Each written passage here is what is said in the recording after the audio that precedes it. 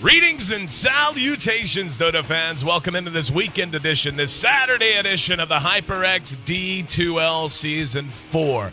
Looking ahead, we've got a great match on the way to kick off the day, the front end of our doubleheader. Going to have Mousesports taking on Fnatic. Now, Fnatic, a team that many consider to be a front runner, if not, obviously having lost already to Alliance and to Na'Vi, their chances of going straight to Vegas out of our group stage not going to happen. But in terms of the bubble race playoffs that we're all looking forward to in coming weeks, Fnatic remains a favorite to place very, very well there. Mousesports, though, on the other side of the coin, they're desperately looking for a win. Let's take a look at how these two teams match up in lineups.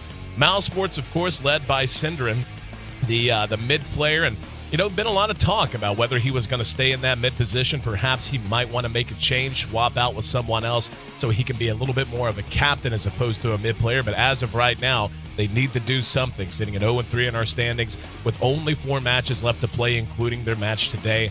They basically, if they lose today, they have no possible way of getting above 500 and virtually guaranteeing that they're not going to be seeing playoff contention. Lynx on the hard carry with Ace in the off lane. Rise, of course, the jungler in support with Crit on the hard support. Now, on the other side of the river, their opponents, Fnatic, another team, well, when I say another team, I say one of the few teams who actually remains untouched in terms of roster shuffles, and so far haven't really lived up to what everyone thought they would, but at the same time, and when I say what everyone thought they would, I mean in our play. However, they have already taken on 2 of the toughest teams in competition, and from this point on, they will be favored in every match that they enter. They're sitting at 1-2. Again, their losses to Na'Vi and Alliance. They're led by Fly on the hard support with Era in the hard carry position. Phenomenal lifestealer player and just one of the most patient hard carry players you're going to see.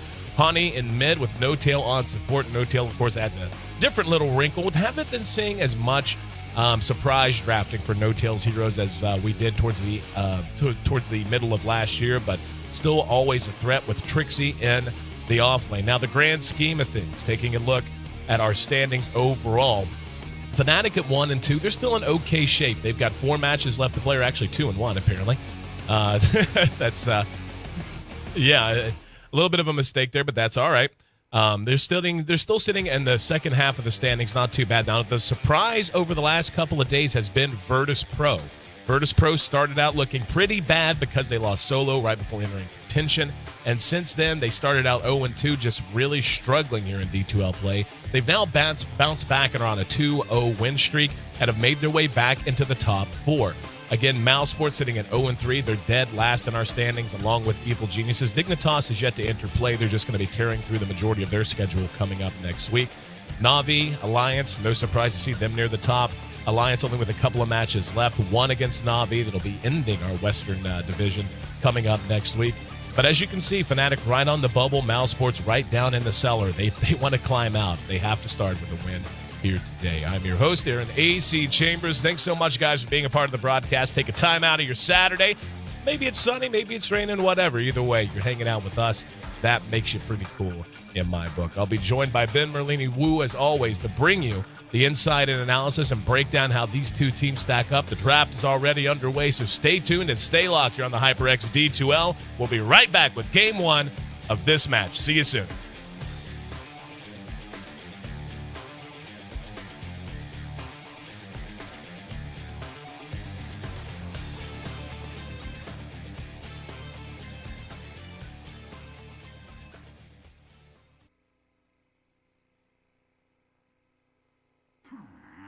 As you can see, the draft already underway. Mousesports and Fnatic. Fnatic going to land Lifestealer and Venomancer. Lifestealer, as mentioned.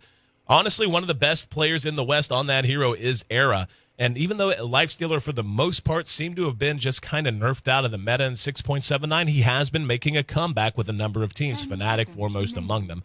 Mousesports, though, they're grabbing up 2 of the most popular post-6.79 heroes in Visage and Clockwork. Visage, of course, got nerfed a little bit, not quite as survivable as he once was, but still an absolute monster in the early and mid-game. Adds push, adds burst, adds everything you need. And the initiation potential of Clockwork can absolutely swing a match whether you're ahead or behind. Break down the rest of the draft and take a look at what we have in front of us right now.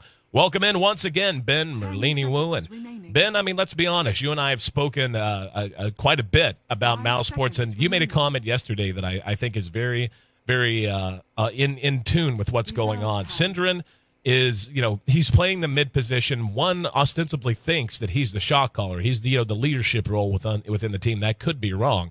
But Miles needs to change something, and perhaps moving Synderen out of that mid position into a support position where he can add his experience, his insight, his shot calling more, maybe be a bit more vocal, a bit more focused on that aspect of things. Maybe that would be a good step for Mousesports to take to get things back on track. I definitely agree with you there. But, I mean, they did have some pretty good results even when Synderen was there. It's just this most recent week, they've just completely seemed out of form, kind of lost. Even very early in the game, like a lot of teams get lost in a 10 to 20 minute phase of the game. That's not an uncommon problem at all. But the 5 to 10 minute phase is really where they start to get behind it. Sometimes even earlier. We saw Synderen give up a couple early deaths, I believe, on Pugna last game, like pre 5 minutes. And you just can't have your mid roll dying that early, especially when there's like not if it's a smoke gank. Yeah, sure, okay, maybe 1 death, maybe 2 if you like overextend. But usually those are just extremely costly, and it's not like he plays like catch up middles either. Like DK, who's supposed to often just like play passively, and if you die, you die, but usually you'll like create enough space. He plays like high impact ones like Invoker and Pugna, and those are ones that you just cannot afford to give up a solo kill versus. And this is just very 6.78 pick. I don't see anything that's new. I mean, the bans are 6.79-ish, but all the picks very standard. Yeah, the IO ban may be a little bit uncommon post 6.79 now. Most teams just don't run that hero. Fnatic certainly loves to run that hero, pairs him up with Alchemist quite frequently as well. And but coming back around the Mousesports, not trying to lay all the blame at Synderen's feet. In fact, I'm not really laying blame on his feet at all. Just talking about what they can look to perhaps do to get back on track, because there's just one little missing piece. When you look at this team roster, you recognize all of the names: Ace, Link, Rise, Synderen, and Crit. All of them have a lot of experience and have enjoyed a certain amount of success in different places with different teams. So the talent's there for them to be competitive in any tournament they enter. Maybe just still looking to gel, still looking to form that bond, still looking to find that personal team identity that so very often takes a while to find whenever you are running with a new roster. So Fnatic going to go ahead and add the Undying to the mix so far. And Fnatic's got a very mid-game team right now. I mean, Veno, he does okay throughout all phases of the game. Gale's always good. Poison Nova, certainly always a very strong ability. And they're actually going to go ahead and snag the Invoker for themselves. And Invoker can scale well late, but Undying, again, mostly known as a mid-game hero. Lifestealer, a mid-game carry that, when put up against an ultra-late kind of an agility carry, will often come up wanting. But Fnatic, this is just a very Fnatic-esque draft, I feel. This is a draft that they're going to look to put through its paces and get a win early. It's something that they haven't been running as much usually, especially Undying. And I actually haven't seen them play Invoker recently either, so it's still fairly much their play style, though. Odds coming into this matchup 3-1 in favor of Fnatic. I would actually probably give them a slight bump over that, actually. But Fnatic did drop versus VP yesterday in a best-of-3 series, so I think people are still kind of teetering from that because that was very unexpected. Mousesports, though, they just haven't notched up any convincing victories. I believe they played who did they play in the past couple of days? They got a win over someone. I know that. It's funny. I actually commented on someone's something someone said on Reddit. Is I feel like basically like Fnatic and Mousesports both having played VP recently. I feel like it's not so much that people are saying, "Oh, VP beat them." Like they need to be focusing on the fact that VP is playing ridiculously good now that they've added Blow Your Brain back to their lineup. I mean, that's a guy that it really is. That's what they needed. And you and I talked extensively about it whenever they were struggling in their first couple of matches here in the D2L, is they just needed that experienced carry player who knew how to work and come into a team like that. And since they've added him, they just look like a new team. So I don't think VP beating anyone should really be that big of a surprise outside of maybe Alliance and Na'Vi, who are obviously just kind of on a different level from everyone else right now. But, you look at Mousesports' lineup here. It kind of seems like a jack-of-all-trades lineup. They're going to have solid initiation and counter-initiation out of Clockwork and Naga Siren. Visage is going to give them some nice early and mid-game burst. Weaver might be a little bit of a liability against this lineup, even though they don't have any direct way to really lock him down. The problem I see is that he is going to take some time to get up and running, and if the Lifestealer gets off to a great start, which is, to be honest, more common than not when Arrow's on the hero, then you have the punching power of an Undying Veno and Invoker, in the mid game, they could be caught out in that ugly window where we've seen time and time again, Weavers just don't have the items and aren't able to come to fights and really contribute enough damage. And without that Weaver, Mousesports is going to be a little short on the damage side. Fnatic's bans, I think they probably should have banned out the Weaver. He is just really annoying to deal with, especially when you have like a Veno and Undying who don't have any stuns or silences, and Life Stealer too, for that matter. So I think that we've seen teams just like, for example, yesterday, Liquid just ran away with a Weaver on their team, or the day before, and you just need like 1 or 2 solutions for Weaver, somewhat similar to Life. You need like 1 or 2 solutions for them. Mousesports certainly does have solutions against Life Stealer. Weaver can just kite him all day and do significant amounts of physical damage. Visage with his medallion also can hurt him pretty badly, and they have Naga Siren with net and ultimate, and Death Prophet with her spirits. So like, I like Mousesports drafts slightly more in this. The Death Prophet, I think, does round them out very nicely. It's something they needed. They needed a mid-game sort of a hero. They needed a hero that was going to give them physical damage with her ulti. She does have a decent amount of magic damage with Crypt Swarm spam, at least until... you look at Fnatic, there really aren't any natural BKB holders, just Lifestealer with his Rage, and he'll be able to deal with that. But like with a Venomancer and an Undying, Crypt Swarm will certainly be nice, and having the silence to try and toss onto the Sand King or Invoker at the beginning of a fight. Like the Death Prophet, a very nice last pickup for them. The Sand King going to be the ad from Fnatic, yet another mid-game hero. So, Fnatic's not completely all in the mid-game. These heroes can and often do scale okay heading into the later phases of the game. However, definitely feel like they have the work cut out from them between 15 and 30 minutes. Like, that's going to be their wheelhouse and when they really need to execute. I think they need Quas Wex Invoker to this game in order to stave off the early fight from Mouse. I think their late game is a lot better, and they have like way better team fight with Venomancer Ultimate, with Tombstone, with Epicenter, and with Invoker's massive amount of AoE spells. But the problem is, like, Mouse just has like way better initiation. Like, they can just sleep and just run on top of them with Visage Burst. They can hook shot.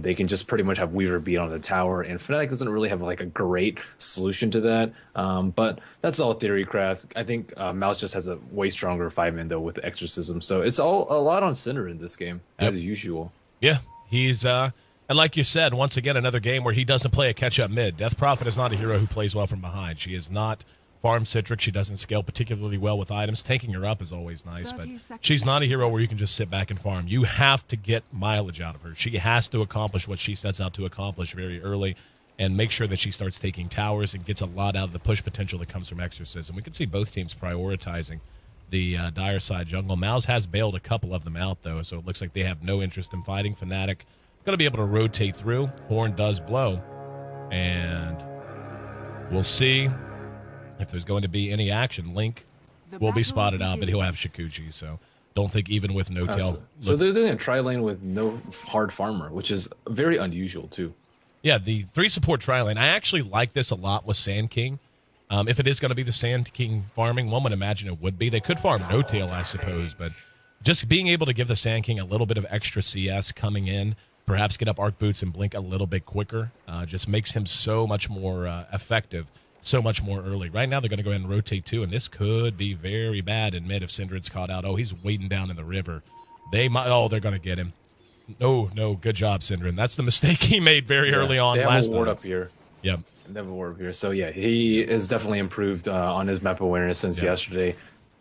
Yeah, yesterday we saw, and this is what worried me, they actually had a ward almost in this exact same spot, and he still died to the gank. He still just flat out didn't see it. He's going to push up the tower, and they're going to go from behind, though. The DD is actually about to run out. They're going right now. Yep, there's the Tombstone. Can he hit a Gale through the trees? Yep, tried to guess. Just a big whiff fail gank. They should have waited. If they waited like maybe 10 seconds, they would have gotten the kill because they don't have to drop the Tombstone and tank the tower. But regardless, Syndren getting off to that early good start that he needs. Meanwhile, bottom, Era versus Clockwork. Lifestealer versus Clockwork, we've seen that very many times, but Era's coming out way ahead in that lane. 7-0 CS to Ace's 2-0. Ace, he doesn't seem like that bad of a player on, I believe he played Clock yesterday, but his gyrocopter was just highly questionable, so we'll be seeing how he performs today. Trixie might be in trouble at top. Rise has got his snare skilled. There it is. Link right there to Shikuchi in, and yep, got a Burrow Strike. He's got help behind him.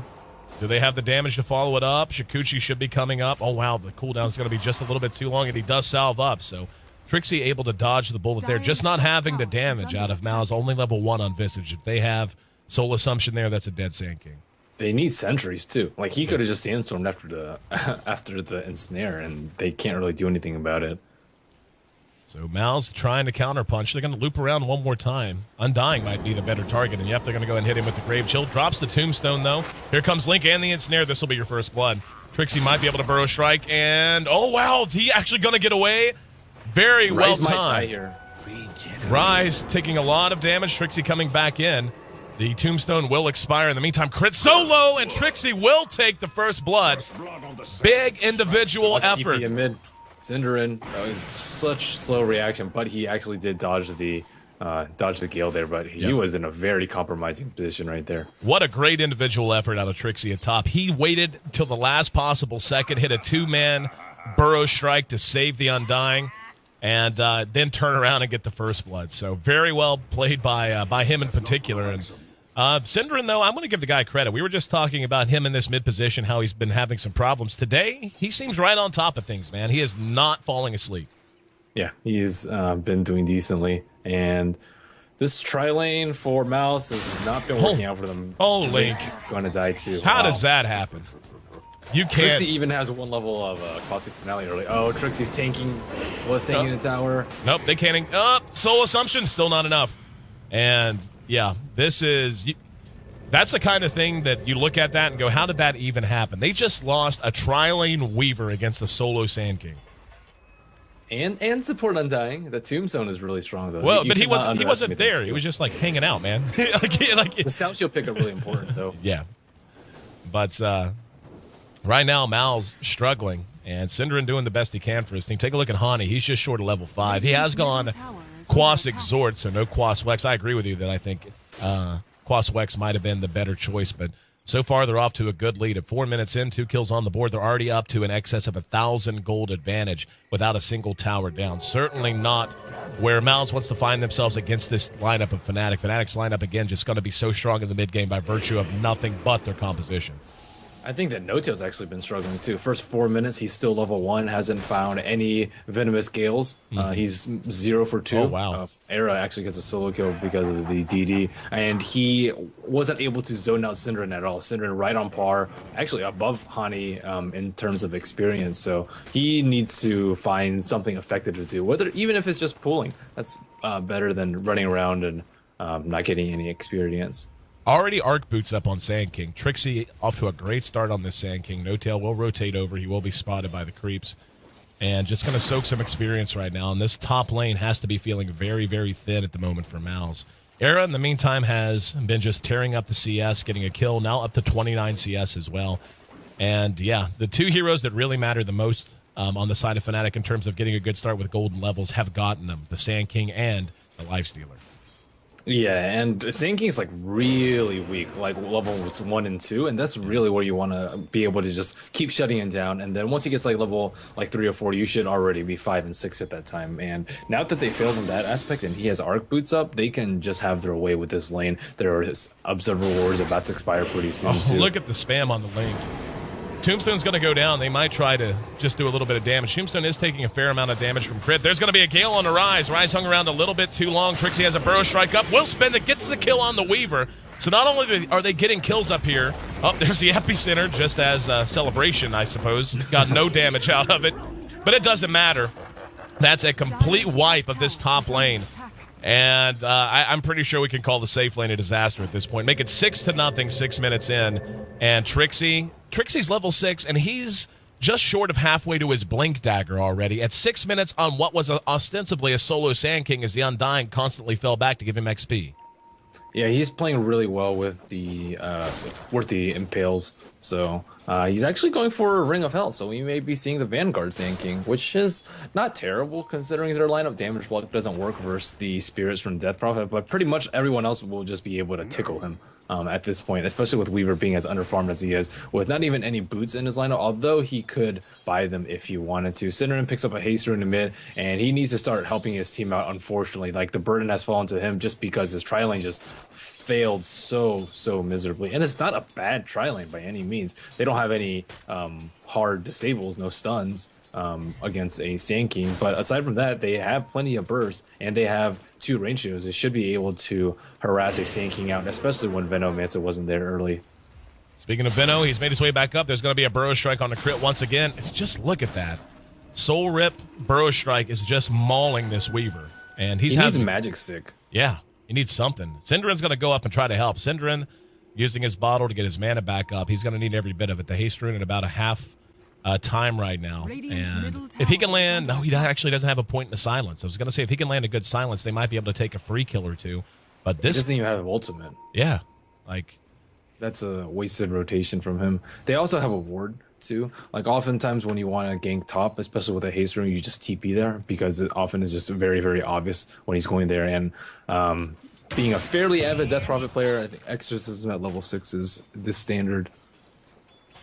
Well, still waiting on this laning phase. I mean, Mouse has to do something to break down the status quo because so long as this continues the way it is, they're just going to get further and further behind. I mean, take a look at Link's CS. He's got 18 CS out of what was a 3-on-2 lane. And he's already got a couple of deaths. Bastion 2 branches. Yeah, and he's died twice on a Weaver. Ace has actually been run out of lane against Era. Era picked up that early orb of Venom. They're coming around from behind, but I think it's a terrible idea.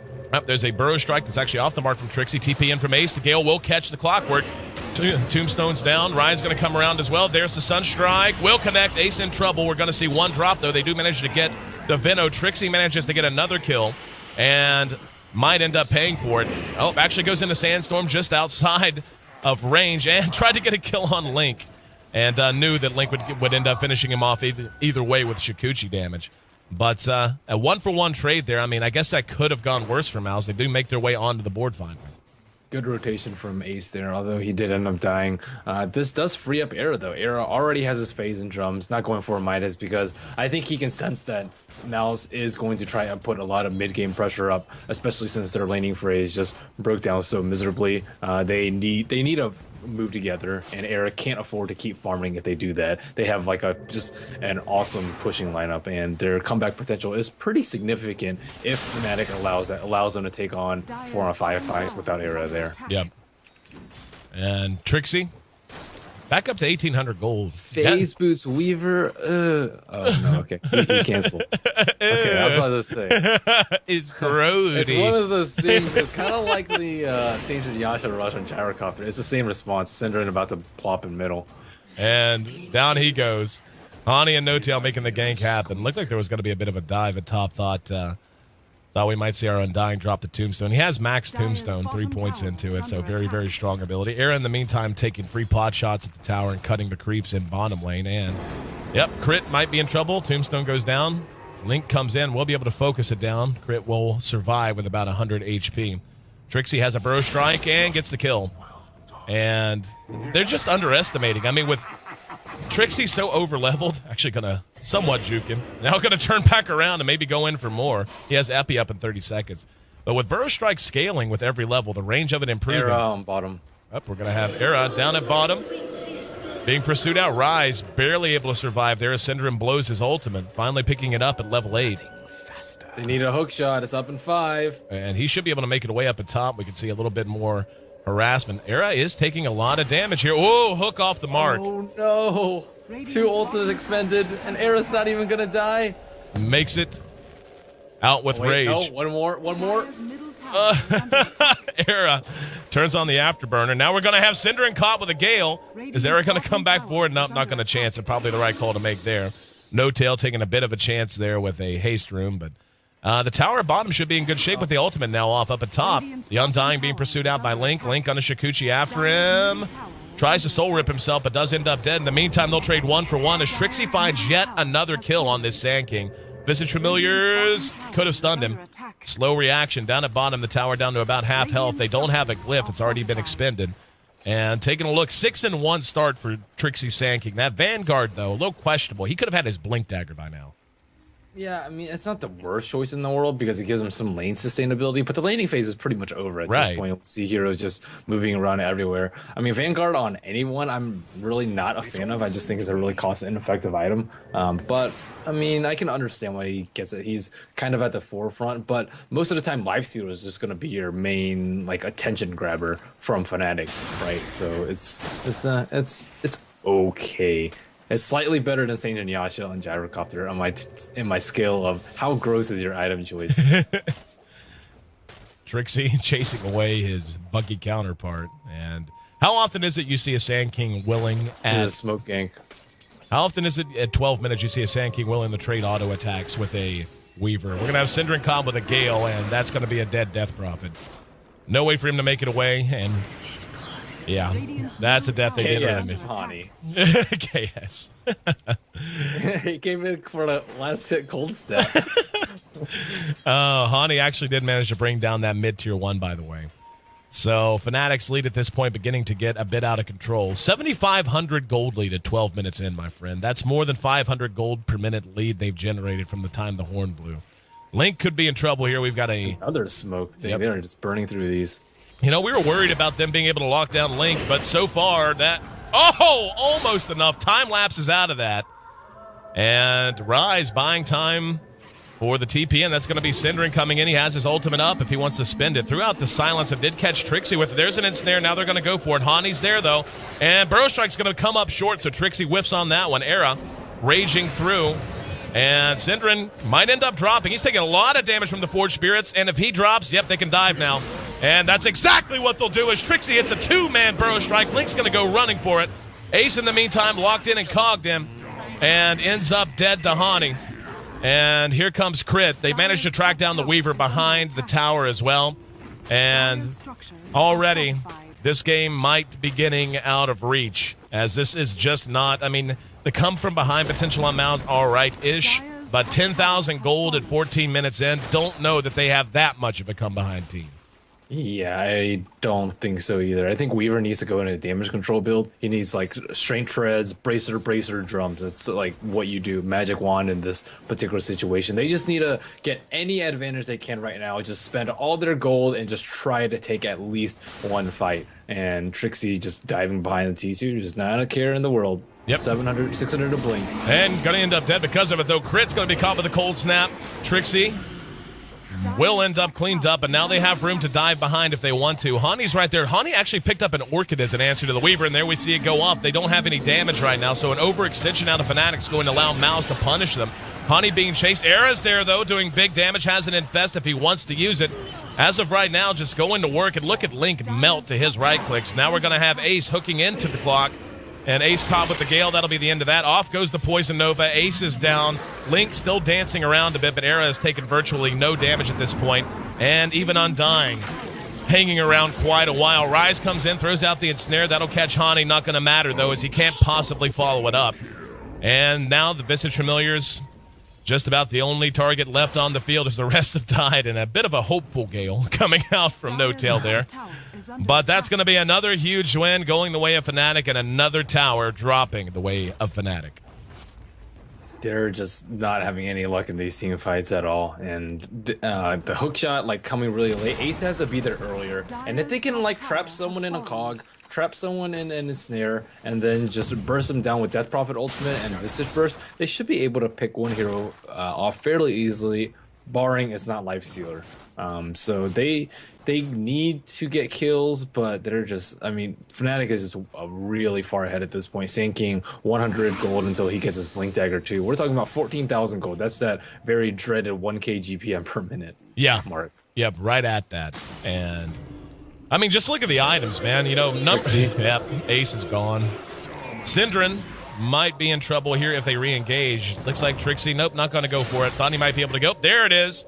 And Epicenter, that's what we knew they didn't have an answer for. Synderen's down. Link has to run. Crit has to run. Era has his armlet up. I was going to talk about, you know, even aside from what, GG. Even aside from what the numbers were telling us, everything they needed was up. They had Arc Boots on Venomancer. They had a mech on the Undying. To say Era was far ahead would be to put it mildly. Even Invoker. Hani quietly landed a 6-0-5 game. I mean, a quiet 6-0 at 16 minutes. That's when you know your team has had a dominating performance. And what can you say about the Sand King play coming out of Trixie? 6-2-5 in that 2-on-3 lane. Got up a Vanguard and a Blink Dagger by the time all was said and done. And I mean, I'm just going to let you recap it, man. What could Mouse have possibly done? By the time we got to about 7 or 8 minutes in, the game was already beginning to feel hopeless. I think they need to just not lose their solo lanes. Actually, Synderen did very well in mid, but Ace can't solo die to air on bottom. Like, even if he has a DD, you still shouldn't die. Like, if he's ever in danger, you can just cog TP out. Like, that shouldn't happen. So, and they need to win their tri lane. Like, a 3-on-1, almost 3-on-2 situation, and giving up that many kills is just absolutely unacceptable. I think they gave like 5 kills in a matter of like 3 minutes, and they just have to play more passively. Maybe they're looking to just play too aggressively, get too much out of their early game. They just need to not lose their early game. They don't need to win it. 16 minutes, 11 seconds, all the time it took for Fnatic to hang one of the more impressive wins we've seen in D2L play on Mouse. 21-5, the final kill score. Host there in AC Chambers. Game 1 over quick, fast, and in a hurry. Game 2 going to be coming up pretty quickly as well. And Mal's got to get it back together, man. I mean, again, if they lose here today, they're virtually eliminated from playoff contention just by virtue of nothing but the mathematics involved, as they've yet to even win a game.